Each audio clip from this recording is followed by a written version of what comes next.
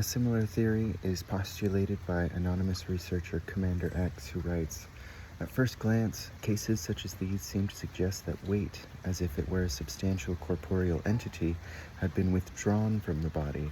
However, this is not the proper way to look at the situation. Weight is not such an energy. Weight is the quality of a reaction.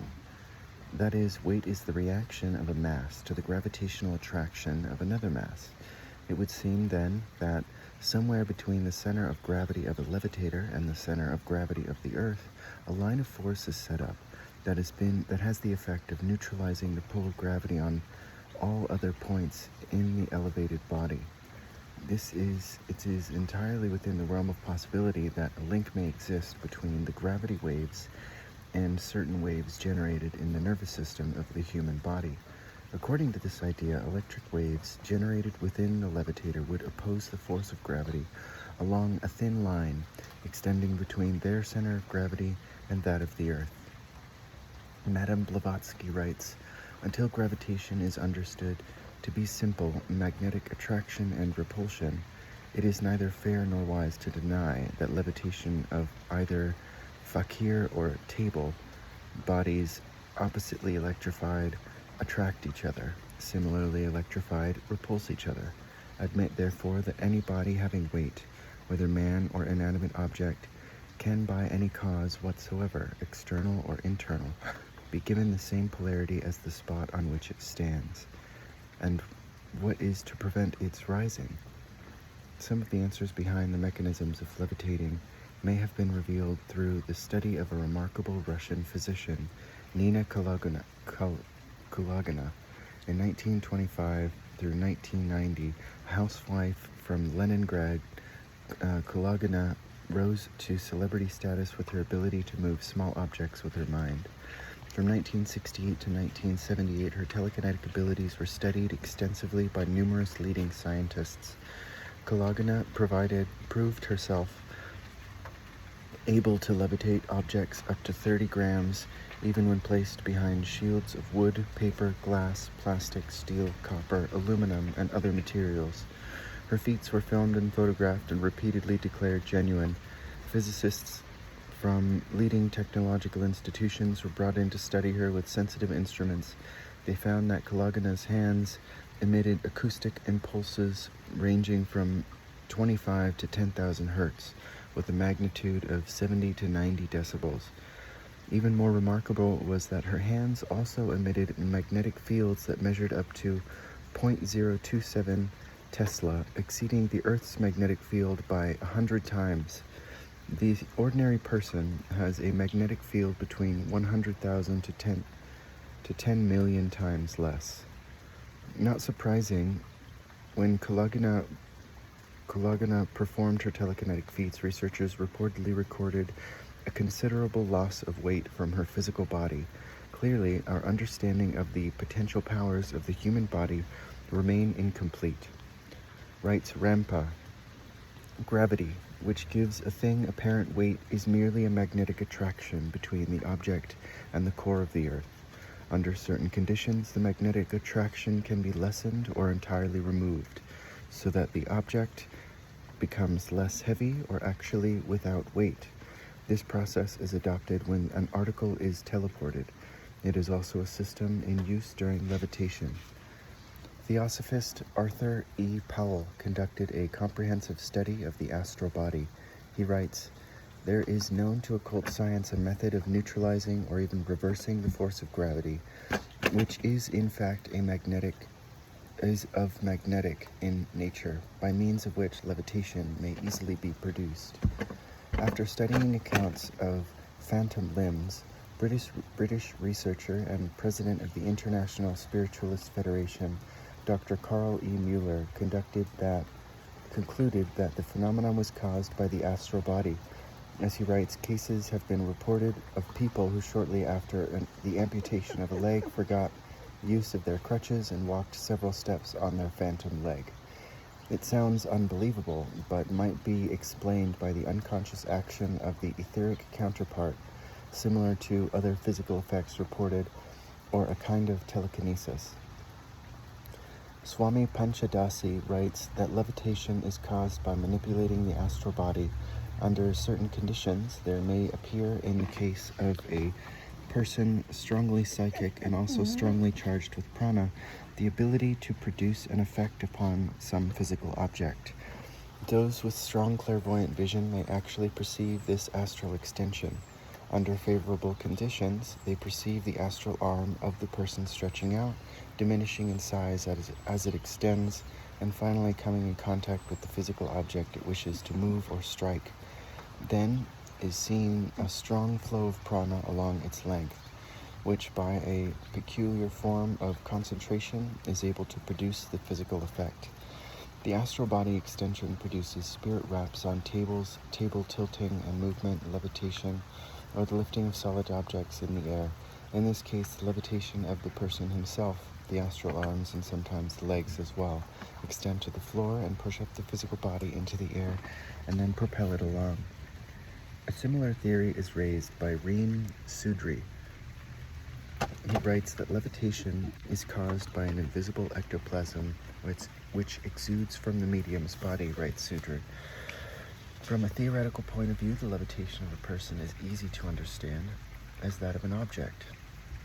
The teleplastic or ectoplasmic levers have naturally their fulcrum on the floor. Their shape is not definite. It may be that of a simple stay, of a cloudy cushion, or even a complete human materialization. The force of gravity is not eluded, but simply opposed by a contrary upward power. Clearly there is some force involved, but what is it? As it is invisible, it seems logical to assume that it is electromagnetic in nature. In support of this theory, the fact that several cases of levitation do involve radiation, emissions of visible light, and even heat, Leroy writes, in a considerable number of cases, it is reported that the body of levitators radiate a light more or less bright. In the case of Bernardino Rialino, the deposition is so precise and affirmative that it gives credit to the more vague references that have been made to this phenomena in other biographies.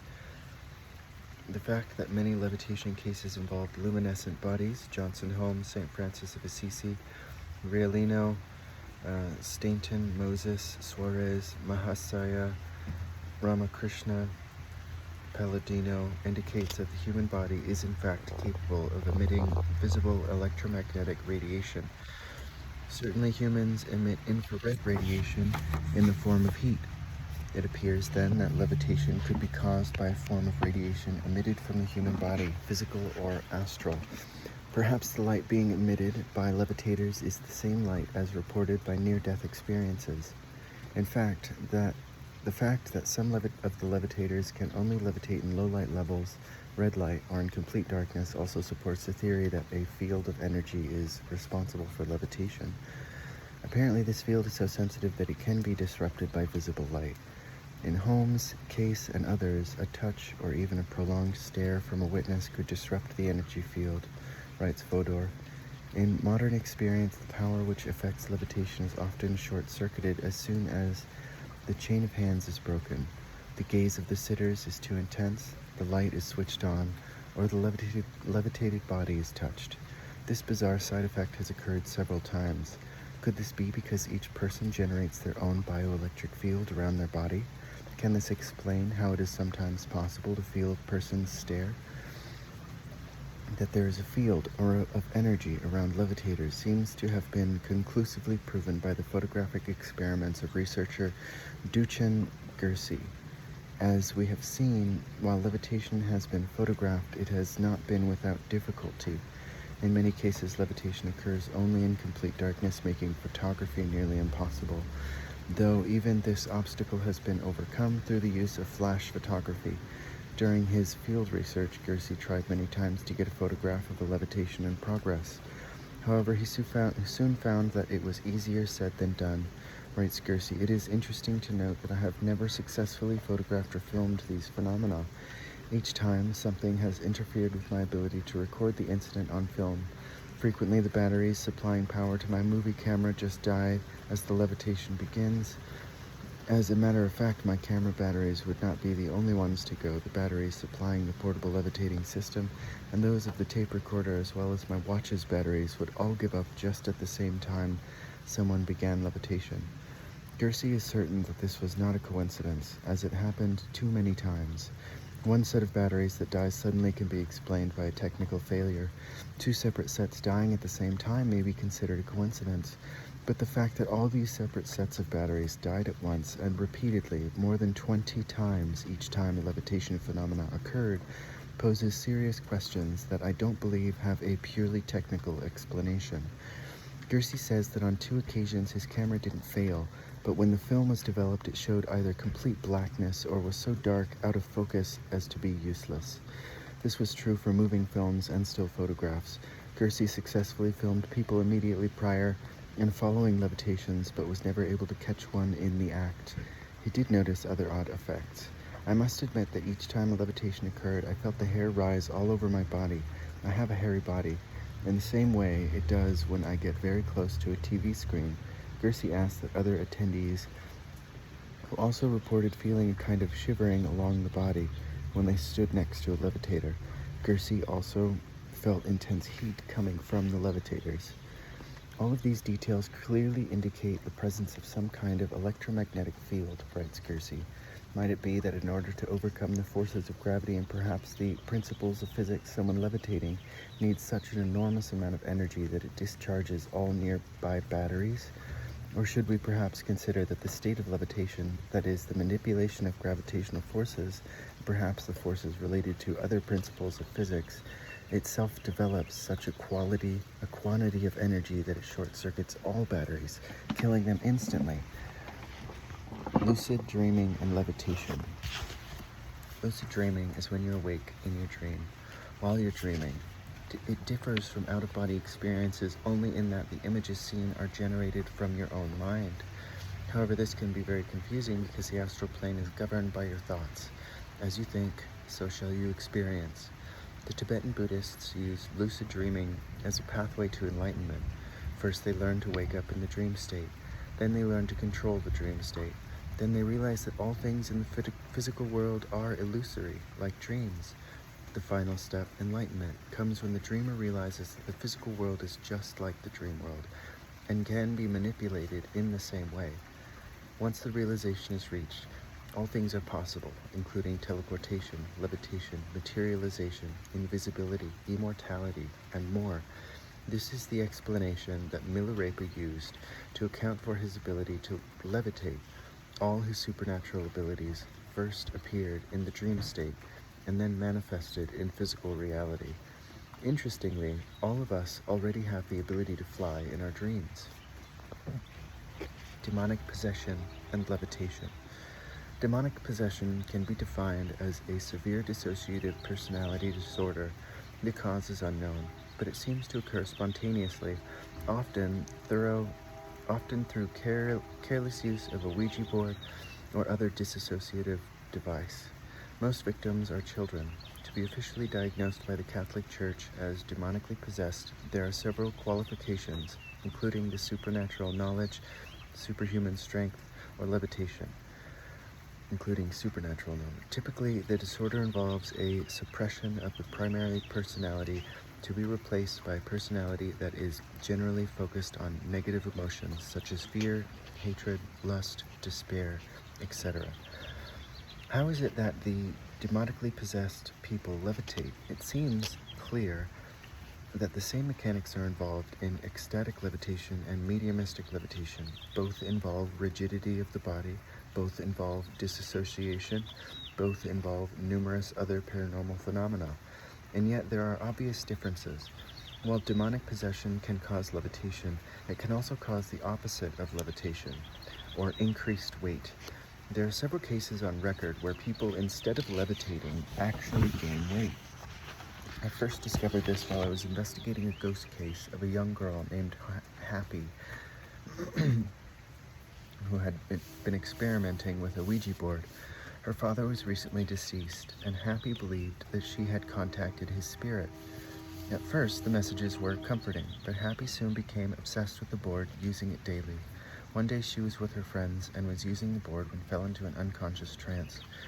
Her concerned friends planned to rush her to the hospital, but to their shock, they were unable to lift her. Said one witness, it felt like she weighed hundreds of pounds. Another case occurred in 1928 during an exorcism. The possessed woman's body would contort and change shape and weight. As the report reads, at times, her abdominal regions and extremities became as hard as iron and stone. In such instances, the weight of her body pressed into the iron bedsteads so that the iron beams of the bed bent to the floor. This is true for some mediums also, such as Home. Another example occurred in 1864 during a seance in Nashville, Tennessee. The seance produced a number of spiritualistic phenomena. Then, at one point, one of the men at the table became stuck to the floor. As one witness, Dr. J.B. Ferguson, later wrote, we noticed that the gentleman referred to and found him firmly seated, he and the chair riveted to the floor. Several persons of great physical strength attempted to move his chair and failed. The company seemed confounded. This phenomena of increased weight seems to be related to a phenomenon sometimes referred to as the odic force. On a television talk show, I saw a young girl who claimed to possess the odic force. By concentrating, she was able to increase her weight so that a full-grown man was unable to lift her. It is also one of the siddhis as outlined by Patanjali. Writes Fodor, in religious chronicles, one event meets with the antithesis of the phenomenon. Excessive gravitation. Hysterics often claim such an increase of energy that they are unable to stir. That the feeling may not be purely imaginative is indicated by the case of Alberto Fontana, the medium who, after a levitation, remained as if nailed to the floor, and nobody was able to remove him. In any case, it appears again that the physical body becomes stronger when the astral body is activated. This would explain the cases of supernatural strength reported by several mediums and saints, and the occasional normal person under extreme stress. Certainly a large number of levitation cases seem to be the result of a possession.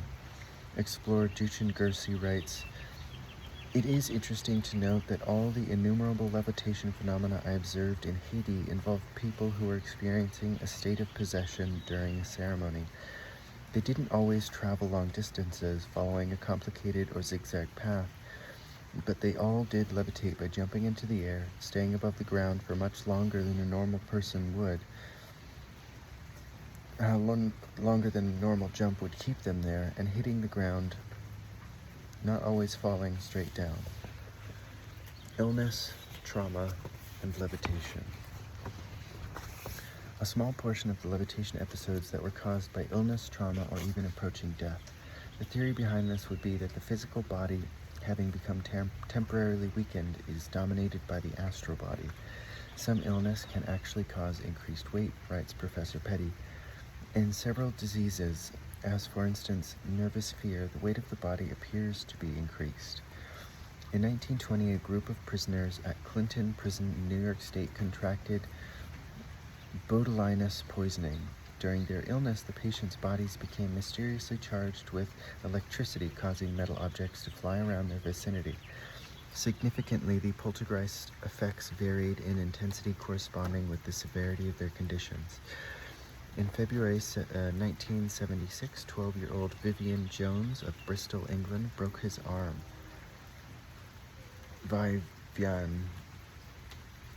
Causing his body to become electrically charged. For a period of 2 days, his arms stood on end. He emitted electric shocks whenever touched and caused interference in electrical machinery. He was able to make light bulbs glow by merely holding on to them. The effect faded as his arm healed. In 1877, 17-year-old Caroline Clare of London, England, suffered a severe and unexplained illness involving seizures and weight loss. After her recovery 1 year later, Clare manifested the bizarre symptom of becoming magnetic.